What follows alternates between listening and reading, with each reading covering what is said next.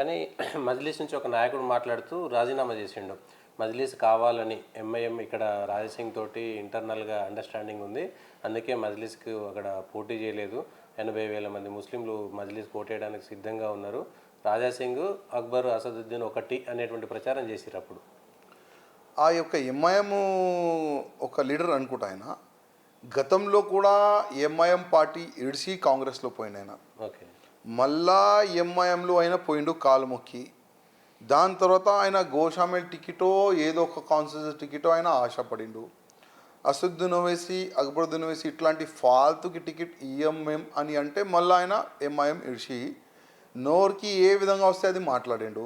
MIM BJP ఒకటే, MIM Raja Singh ఒకటే అని ఆయన మాట్లాడిండు. ఆయన కొన్ని మాటలు కరెక్ట్ చెప్పిండు. 70,000 ఓటు బ్యాంక్ మైనారిటీ ఉంది, అది వన్ సైడ్ పడుతుంది. అయినా కరెక్ట్ అండి. ఆ 70,000 ఓట్లు ఇక్కడి నుంచి వచ్చింది.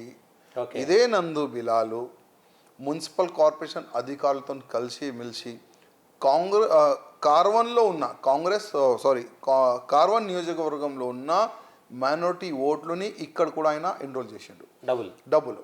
అదేవిధంగా మలక్పేటలో ఉన్న మైనారిటీ ఓట్ ఇక్కడ ఎన్రోల్ చేసిండు. మళ్ళా పక్కనే నాంపల్లి కాన్స్టిట్యున్సీ అక్కడున్న ఓట్లని ఇక్కడ ఎన్రోల్ చేసిండు. దాదాపు 17,000 ఓట్లు ఆయన ఎన్రోల్ చేసిండు. అది కూడా ఆయన స్పీచ్లో చెప్పిండు, నేను 17,000 ఎన్రోల్ చేసిన. అంటే అది ఇంతకుముందు చాలా తక్కువ ఉండే, 50,000 చేంజ్ ఉండే, ఇప్పుడు 70,000 అయింది. వాళ్ళ ఆలోచన ఏముండంటే 70,000 ఓట్లు వన్ సైడ్ పడుతుంది, మిగతా స్లమ్ ఓట్లు మనం కొనొచ్చు. గతంలో వాళ్ళు ట్రై చేసినారు, అది మనం కొనొచ్చు.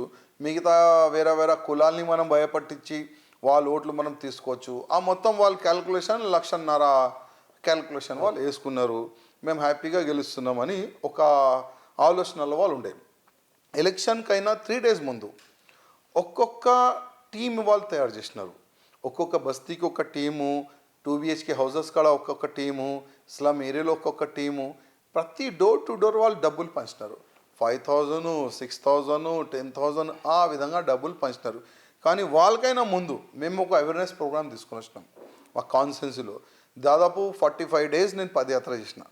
పదయాత్రలో ప్రతి ఒక్క వ్యక్తికి, ప్రతి ఒక్క అమ్మకి, ప్రతి ఒక్క యువకి కూడా మాకు మాట చెప్పిన, అమ్మ అయ్యల్లారా, వాళ్ళు డబ్బులు ఇస్తారు, అది మీ డబ్బులే, తీసుకోండి, తీసుకోవద్దు అని నేను చెప్పను. వాళ్ళు ఎంతైనా డబ్బులు ఇస్తే ఓటు కొన్నికి వస్తారు, మీరు డబ్బులు తీసుకోండి. కానీ ఓటు మీకు ఏ వ్యక్తి అర్థమైతే ఆ వ్యక్తికి మీరు ఓటు వేయండి. కానీ ఒక్క మాట మీరు యాద పెట్టుకోండి, వాళ్ళు ఇస్తున్న డబ్బులు వాళ్ళది కాదు, అది మీదే. మీరు కడతారు కదా పన్నులు, దాంట్లోకించే దొంగతనం చేసి, కరప్షన్ చేసి, పెద్ద పెద్ద ప్రాజెక్టు పైన వాళ్ళు డబ్బులు దొంగతనం చేసి, అది మీ డబ్బులు మీకేస్తారు. కొద్దిగా మీరు ఆలోచన చేయండి. డోర్ టు డోర్ ఈ అవేర్నెస్ ప్రోగ్రామ్ పెట్టినాం.